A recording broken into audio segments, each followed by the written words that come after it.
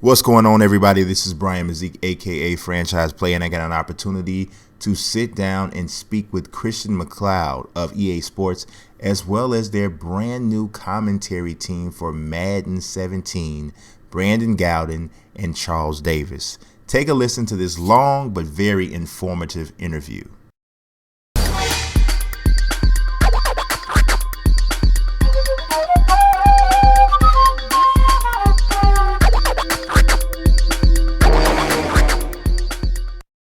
But one of the main questions, and anyone who actually has the answer for this can actually, chime in.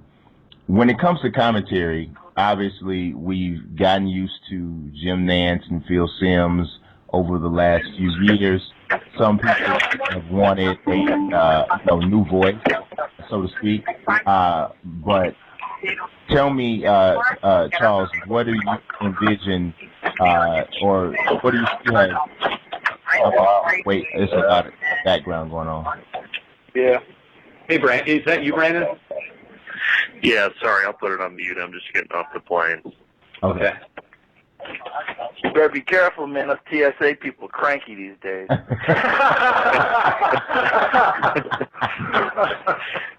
they're overworked, understaffed. It's a holiday weekend. Yeah. I mean, they're going to go from zero to piss in like no time. Hey, I do not want Brandon getting beat down, getting off of an airplane, just trying to do a call here. I'm just trying really hard not to be Kenny Tarmac here, but Charles, I look forward to hearing this answer you've got coming up, buddy. Oh yeah, great.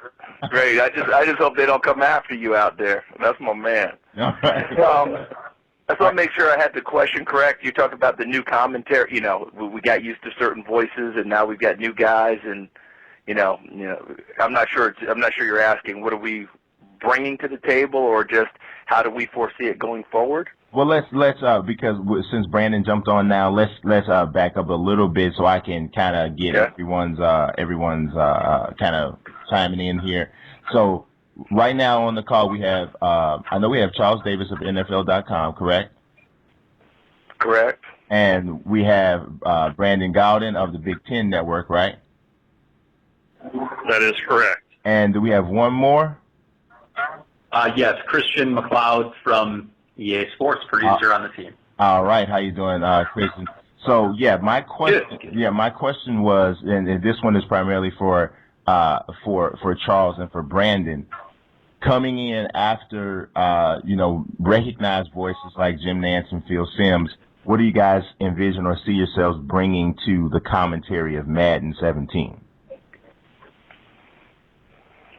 Well, Brandon, you want to go first? Okay, I'll go ahead. For us, and I'm going to let him speak to this, but I will just tell you that for me, knowing that we're following voices like Nantz and Simms, in the past they've had other guys that are obviously very familiar voices like Al Michaels and, Gus Johnson, my former partner on doing college football at Fox, and you name it, Chris Collinsworth. I mean, these are some of the most recognizable faces, voices in the football world. So in a sense, the way I look at it is that we are, I wouldn't call us flat-out unknowns, but we're not the ones that people just think about off the top. You just see, when you talk about doing games, you're talking about the names I just mentioned.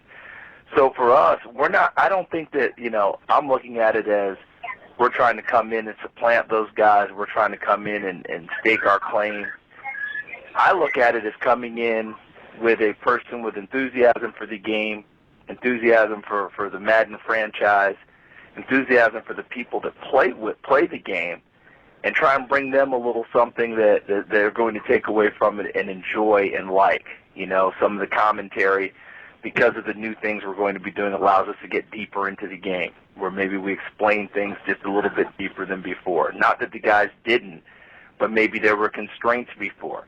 This game continues to evolve and get better, and they continue to ask us to, go deeper on the explanation, talk about why the guard did this, talk about why the linebacker would do that, and be able to do that with, as I said, with enthusiasm each and every time, and respect for the people playing the game, so that they get a little bit more out of it. Because I firmly believe that the average football fan has never been better educated about the game. The access to information, the access to watching the game.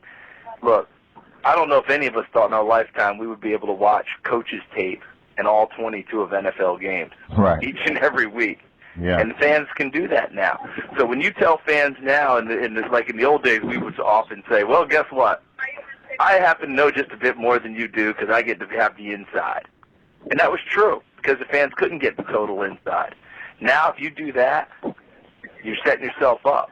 You're being condescending for one thing, and you might be setting yourself up over one of those uber fans that's broken down every game tape and has their own opinion and take, and now you have to be ready for it. So to me, it's just the preparation for the whole thing, the enthusiasm, the respect for the fans playing the game, and I can't wait to to see how it all goes and how we'll continue to get better doing it. Yeah, I would totally agree. The access to information is at an all-time high in all sports, and especially in football. And I think the nature of the game having, not exactly 6 days in between because you got the Monday and the Thursday night games, but because there's so much analytical time after the game, that's giving even more time for people to delve into that information. So I'd agree. Well, it's good to visit with you. I know I didn't really get to say hello when I came on, but obviously there's going to be some things echoed there from what Charles said. But first and foremost, he mentioned some of the names that have sat in the chairs before we did, and it kind of just takes you back a little bit when you think about not only Nance and Sims, but the guys before that, in particular in the play-by-play booth, some guys that I have certainly looked up to and aspired to be later on in my career. So this is just an opportunity that is really, it's in one sense humbling. It's just an honor and the utmost to just be a part of the game and the commentary. And every day that I get to walk into that booth and record and sit next to Charles, it's still, as I often say to people, a pinch me moment because it's hard to believe that it's actually coming to fruition. Now, there's also the utmost respect for the game. I'm 32 years old, and, in my lifetime, I've really been able to see the growth of Madden, and I was able to live that as a child when the game comes out and you're going into even starting back to elementary school, middle school, and high school, you and your buddies waiting for that game to come out so that you can go and grab it and go home and play it for hours on hours on hours. So now to be a part of it on this side, it's really something, and it's really just something that I'm extremely excited about. And I know that one thing that gamers who have played Madden have sought was to feel just like everybody wants to. When you're playing Madden, you want it to feel as real life as it possibly can, from the imaging to the tackles to the talk and chatter on the sidelines to the fans, and, of course, with the commentary. And so I think that there's always been a limit, and Christian could speak better to this, but there's always been a limit at the number of hours you can put in and how realistic you can make it. And I think the goal with Charles and I is to really try to ramp that commentary up to the next level of getting a little bit more time together in the booth and making the game really come to life more for the user, so that when Tom Brady is being called out for a passing play, instead of saying the quarterback, we're talking about Tom Brady.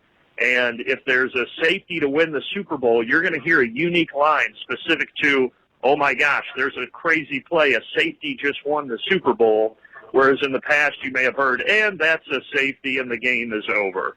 So it's just an extra layer, layers upon layers, hopefully, as we go on with this project of depth that can make the user feel like, wow, these guys are talking specific to me, specific to the situation, specific to these players, and really help to bring that Madden game to life like it's never been brought to life before. Well, and to jump in there, Brian, to echo what Brandon was just talking about, it was very important to us as a team when we first made this decision, before we brought Brandon and Charles on board, to go in a different direction for commentary, to have these core pillars. And two of the main core pillars were accessibility to the talent and also the in-house chemistry. And I think we're honored to have Phil and Jim and John Madden, Pat Summerall, Collinsworth, and Tom Hammond and Gus throughout the years. But we really wanted to create our own Madden team. Everybody that we've had in the booth in the past has been somebody with an established network And it was important for us to say, Madden is almost a network in its own. Madden's huge. Let's get a commentary team that's unique to Madden, create our own team. And, with the selfish hopes that these guys are going to be working together one day in the Fox booth or CBS booth down the road. And, when we brought Brandon and Charles in, I think that's the thing that we first noticed was tremendous chemistry between the two. And with Brandon being in Atlanta, Charles being here, a native of Orlando, the accessibility was there as well. And it was just so exciting to get them to sit down. Charles is a walking encyclopedia of the game of football. Brandon is the same. And just to see them riff on the game of football and teach and just go so deep into this content, places we've never been able to go before. So that's what we're so excited for is, in the first off perception, it might be, hey, it's not a Jim or Phil or this A team from a network right now, but we want to break that mold. We've got our Madden team now, and Brandon and Charles are the Madden team, the voices of Madden for the new generation, and we are just so excited at the depth and just the breadth of the content that we're able to get. Yeah, well, I think there's quite a large piece of the Madden community that would applaud having quote unquote lesser known announcers. I think that one of those things that you pointed out, the accessibility thing, is huge. One thing that jumped out that I just heard Brandon say was sitting next to Charles. So that tells me, and correct me if I'm wrong, the commentary was done with both of them together at the same time? Correct. I'll let the guys speak on it a little bit, but that was one of the main things with the accessibility. We wanted to make sure that in the past we've had to record separately, as is well known, and there are limitations there for sure. And being able to have Brandon and Charles in the booth together. I'll let you guys talk to the chemistry, but that was a core focus this year, is making sure that they are recording together and we're building that team and we're building that chemistry as a team. Yes, I would love to hear, you guys to kind of expound on that.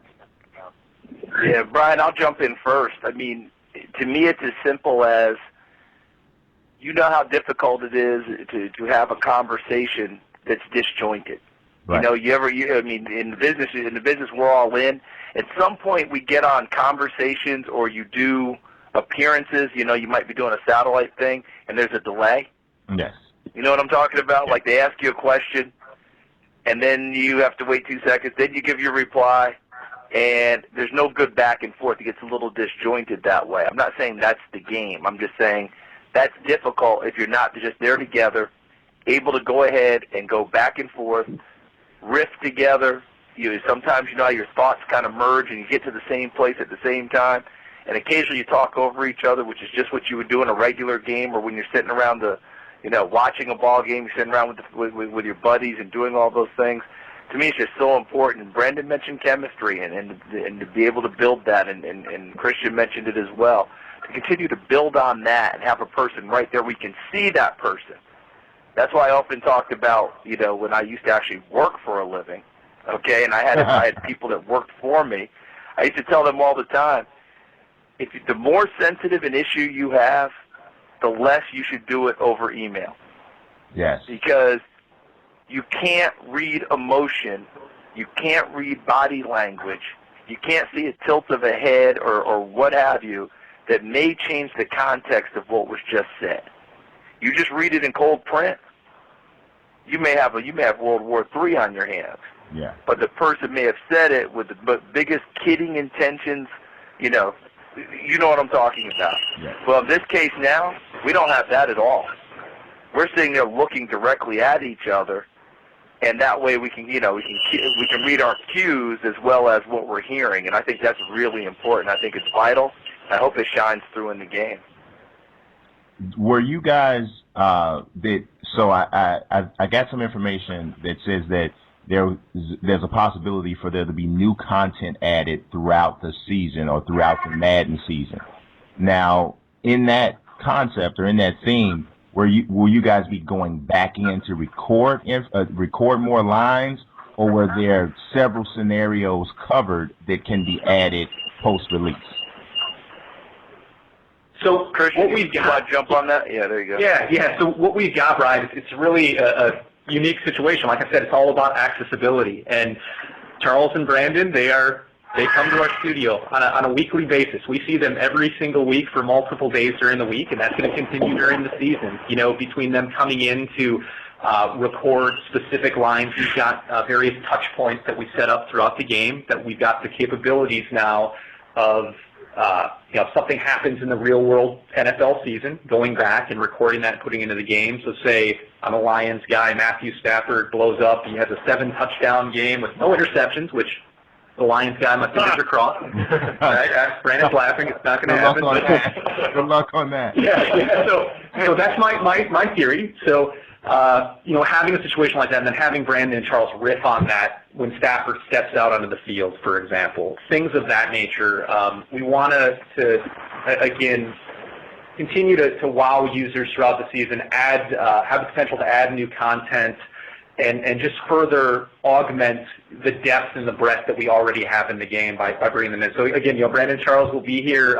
It's funny because Brandon actually has a cube here on our 6th floor with the team, you know, coming from Atlanta, so sits with the dev team. And just to go back to the chemistry piece real quick, I think the accessibility has helped us forge that chemistry as a team across the board, and it's been so exciting. One of the things, of course, that appealed to us with Brandon and Charles the first time they sat down together was they had that natural chemistry. And now seeing them, you know, kind of locked in a studio with no windows for days on end and just kind of riffing together about the game, it's been so awesome, such a proud moment for us as a development team to see them just crushing it together, the chemistry, the back and forth, and again, it's you know, something that's going to continue throughout the season. Yeah. Hold a second. Brandon has a cube. He's got to place it. What? Yeah, Brandon got the cube up here, Charles. But I don't have a cube. It's because you've got a house. An excellent point. Yeah. Hey, Brian, if I may, just one more thing on that, real quick, to talk also about that chemistry piece. You know, to be a little corny, I'm not married, but I've been told by a couple friends who are, that when they met their wives, there was just some feeling that you says, man, this just feels right. And when we were going through the interview process, and I had been selected a little before the analyst was, because they went for the play-by-play angle first, and then Charles came in for the audition, and from shaking his hand to sitting down with him at lunch to sitting in the booth with him, everything just felt right. It was just a very natural thing. There was nobody that I had come across in this business that was more charismatic, caring, genuine, just good to be around like Charles is. And so I felt that on day one, and I feel that now in month number 6, and I'm sure that will continue. And being down, as I am, they said, from Atlanta, being down in Orlando kind of as a visitor, you know, Charles has had me over to his house several times and gone to lunch every day. And so there's been something that has been able to develop through that goes a little bit beyond the booth, that then translates to the booth. And as Charles, I know, would say, having worked in this business longer than I, there's just something to be said for that, whether it's a real game or a fake game like we're trying to create commentary for. There's something with that chemistry that can just shine through, and I think Charles has really helped to bring that out. And the other thing that I'll say that I think Charles is going to bring out, and you might be getting to this later, and Christian hit on it, but Charles, so far in the years that I've worked in this business, is the smartest, most well-educated guy on the game that I've come across. And I think that's really going to show. I think the users are going to take away a lot of, like we like to call them, wow moments, teaching moments, where Charles is talking to specific plays or specific defensive coverages that you are seeing right there in your game. And so you're going to be, there's going to be 2 parts. You're going to be saying, holy cow, he's talking about what just happened. And then the second part of that is you're going to be like, wow, that was really cool. I just learned something. Maybe I can take that and augment what I'm going to do next on my play call. So I think that's really going to be neat for users. Okay, forget the cube. I don't need a cube. I'm good now. Thank you. Yeah, you know, teaching the game through the game, I think, is an excellent initiative. And it looks as though, I would say for the last 2 or 3 versions of Madden, that's been something that has looked to be a priority, at least. Now, I know that Brandon's going to be doing the play-by-play and Charles is going to be doing the color analysis. Are you going to have a different sideline reporter? This year we do not have a sideline reporter, but we do have Larry Ridley returning to our studio. Okay. So Larry is going to, of course, kick you off in the game as well as do your halftime show with, all new lines interacting with Brandon and Charles, kicking it over to them and going from there. Okay, so you'll have the similar access to Larry Ridley that you do with Charles and Brandon? Correct, yep. Okay. Here's one thing that the Madden community has been just dying to have. Will there be a weekly wrap-up show within franchise mode? I will wait for John to talk to that piece. I do know. Yeah. So we actually don't, Brian. That's something, again, that I'm going to let John talk to it, but it's something that we evaluate every single year. And just based on the priorities and what John is going to tell you, what we had to put into franchise mode this year, it was unfortunately one of those pieces that really didn't make the cut this year, just with getting a new commentary team in and all the improvements that they've made in that mode. So I'll let him talk to why we didn't get it in there. But yeah, this year we're not going to have the wrap-up. It's certainly something moving forward in the future that's on our radar. We want to do it as a core team. We just have to balance the cost and development for such a feature. Okay. Now, not getting too far into franchise mode, but will there be specific commentary that is actually related directly to your connected franchise that comes from Brandon and Charles? There will be, and the guys can talk about it a little bit, but John, I don't want to steal John's thunders. There's a fairly large feature that's coming into franchise mode this year by the name of Big Decisions. I'll let John touch on it, but there are presentation aspects as well as commentary aspects that go along with the Big Decisions.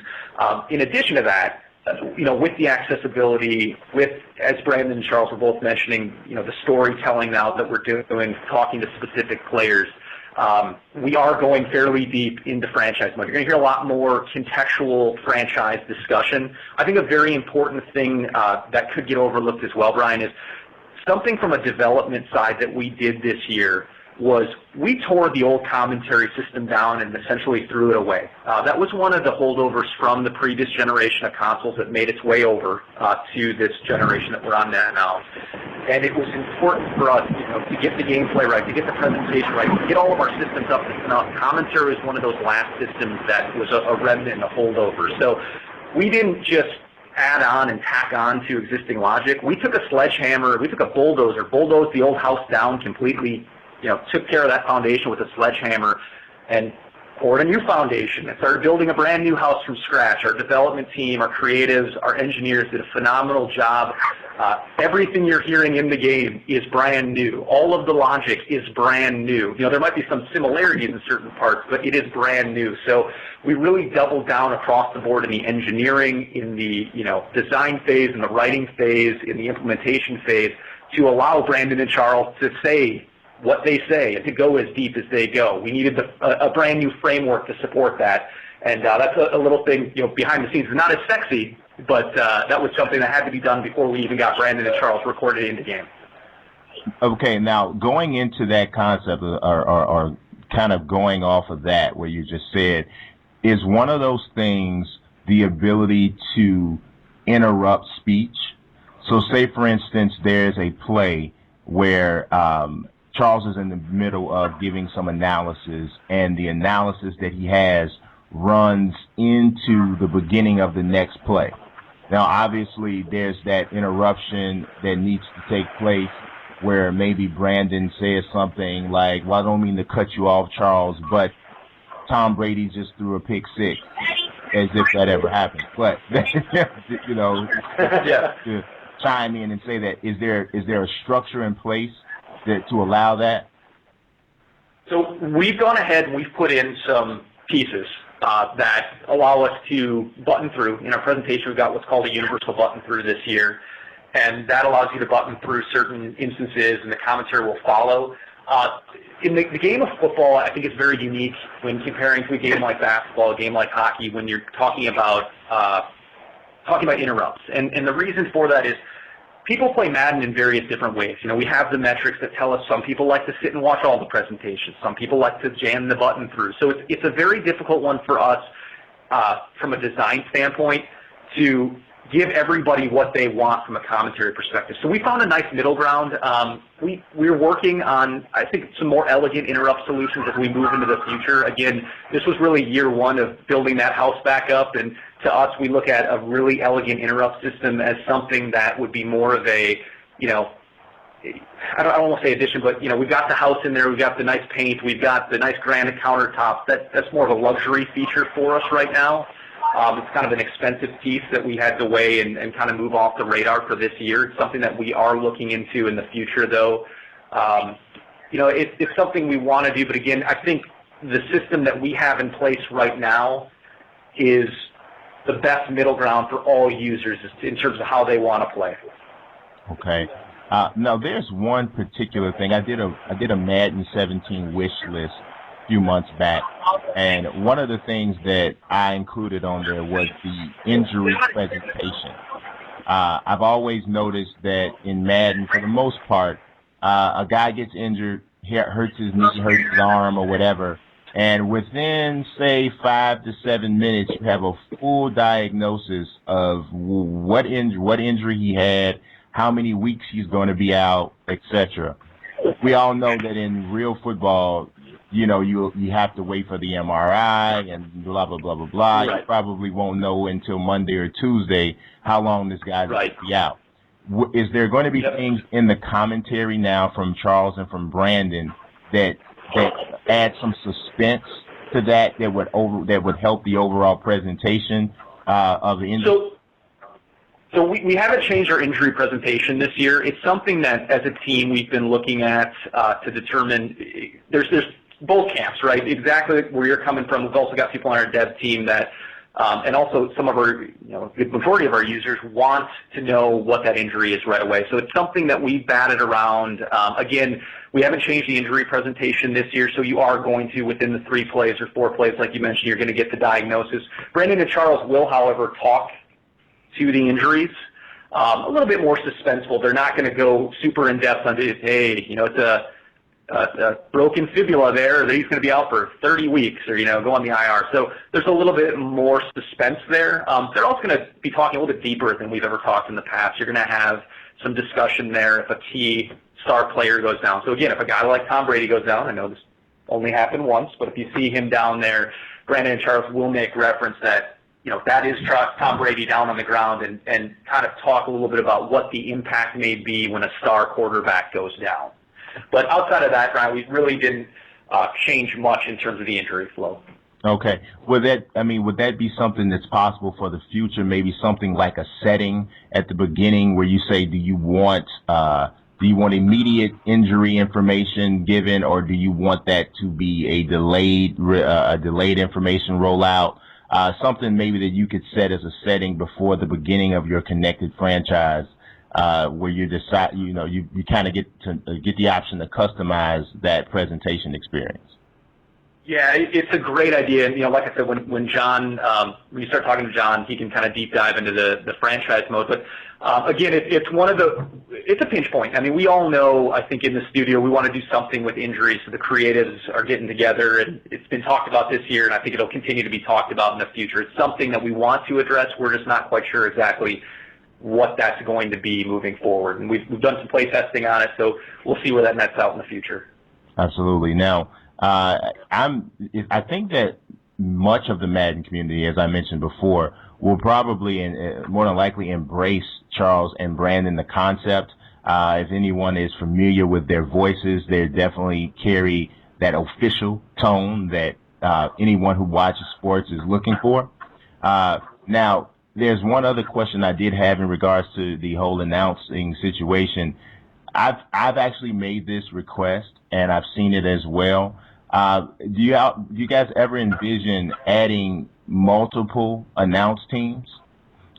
Maybe like something that's set up as this is the local broadcast, and then the national broadcast would be someone like Brandon and Charles handling it. So if you're on Monday Night Football, if you're on Sunday Night Football or Thursday Night Football, then your game is called by Charles and Brandon. But if it's not, it's called by another team. No, I mean, I think with our model that we have now, with the accessibility, with Brandon and Charles with us for a very long time, it's not something we're looking into. I mean, we feel that with Brandon and Charles, being in studio, the amount of content that we're recording on a year-to-year basis, it's a situation where we're going to be able to get the depth and get the individual, unique storytelling pieces on a game-to-game basis, right? So a Thursday night game will truly feel like a Thursday night game. Sunday and Monday night, we can make them feel special with the guys that we have. So it's definitely, it's a great idea, but we're not looking there at all. We're full steam ahead and very excited with what we've got with Brandon and Charles. Sounds good. Sounds good. Brian, we're already losing work, man. We ain't even started yet. It's definitely not that, but I'm just teasing you because I totally get where you're coming from on the concept of it, because that is, and I'm not advocating me and Brandon not do this at all, but I think I totally understand what you're saying, because if you're a fan and you're watching football on the season, right? Yes. On a Sunday, if you have the NFL package, right? You're flipping to each one to find your game. Christian wants to find the Lions, right? And Brandon might want to find the Colts since he's from Indiana, and right on down the line. And then, as you said, the local flavor and what have you. I totally get where you're coming from. I just want to make sure we keep our work. That's all. I don't think that's a problem. I think it would, if anything, it would just highlight you guys as the Madden guys even more. So but like I said, you guys probably know, you guys have played Madden before. The Madden community is always going to ask what's next even before they get what's next. Sure. So I have the responsibility to ask those questions that they're going to ask me. Why didn't you ask them this? Brian, to me, what you just said there takes us right back to the beginning of our conversation. The respect for the Madden community. And I know that I'm fortunate enough to be one of the new people added to this, but Christian and the team there, they've been doing this for a long time, and the respect for the Madden community I know is paramount. It's paramount from all of us. These are the people that put this, that made it what it is. Sure, Coach Madden's name is on it, and that's huge, but if no one was playing it and there wasn't an enthusiasm for it, so it works hand in hand. Give them what they want, and then when they ask for more, try and find a way to give them everything else they're asking for. And that's what I keep thinking every time I go into the booth, respect for that Madden community, for these people who play it. I better be on my game, and I better be thinking about how to make it better each and every time. Definitely. I was thinking about something. Brandon had mentioned this a little bit earlier. He said that he would make reference specifically Tom Brady's dropping back, or Tom Brady's doing this, or yes, that is Tom Brady down on the field with an injury. Actually, Christian had mentioned that. How many different players, and I know you may not have a specific number, but how many different players do you guys have commentary recorded for their names, like specifically? I mean, would you be able to say Brian Hoyer is now coming in to relieve Jay Cutler because Jay Cutler is down with an apparent injury? Will you make reference to offensive linemen? Yeah, I'll let Brandon speak to this, but we've moved Brian completely out of the stitching model that we've had in the past. And if you're not familiar with the term, right, we would use a player's name, and then that player's name would stitch onto a generic back end like Part B that would then play throughout the entire game. Yeah. And again, I'll let Brandon take this over because he's been the guy just crushing on play-by-play. But we have had a many a day of player names. So take it away, Brandon. Hang on just 1 second here. That's that. Thank you. Okay, sorry about that. I just got my rental car here. Okay. So we're talking about the going away from the stitching model, right? Is that correct? Correct. And how many player names do we have in the game? How many guys play football in the National Football League? I think we pretty much got them all. No, yeah. There are player names.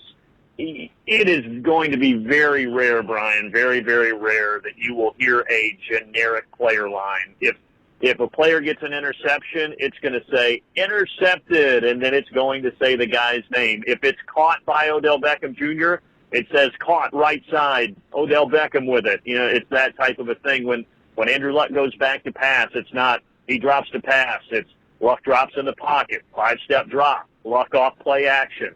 So you're going to hear all of those different types of touches for all the players, whether offensive or defensive.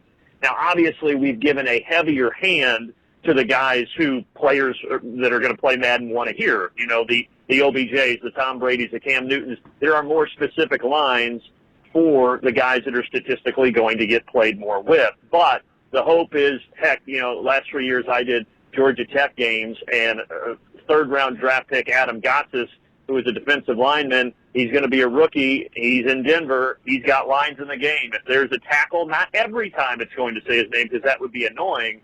But once a game, when Gotsis makes a tackle, you're going to say, Adam Gotsis in there on the stop. So you're going to make it, it just makes you feel like, oh, wow, they actually know who's in the game. So it's more like a real broadcast. Okay. Now, here's one thing I did notice that there were some indications about player editing. So if there are creative players, or if you're playing connected franchise and you've gone years into the experience, are there some name references for guys who are not in the league, maybe for names that are in the database? That may be, I don't know if that's a question more for Brandon or for Christian.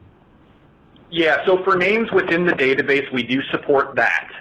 Again, with our trying to achieve the live updates throughout the year with that capability, that's something that we're looking at and what we're calling Tier 3. We're going to introduce more of those as the season goes on, because our number one focus was making sure that every player in the NFL was taken care of, and there's so many there, you know, as Brandon was just talking about.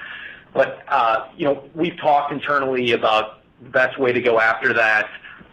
You know, in the past, I used to work in the NCAA football franchise. I know NHL did it this year as well, something like get your name in the game. That's something that we're entertaining, not committing to right now, but something that we're talking about just to make sure that we're, you know, now again with the accessibility model, with the ability to live content update throughout the NFL season, we've got the guys in-house to talk to player names. So it's not in right now. We don't know when it's coming in, but it's definitely something we want to support as the season goes along.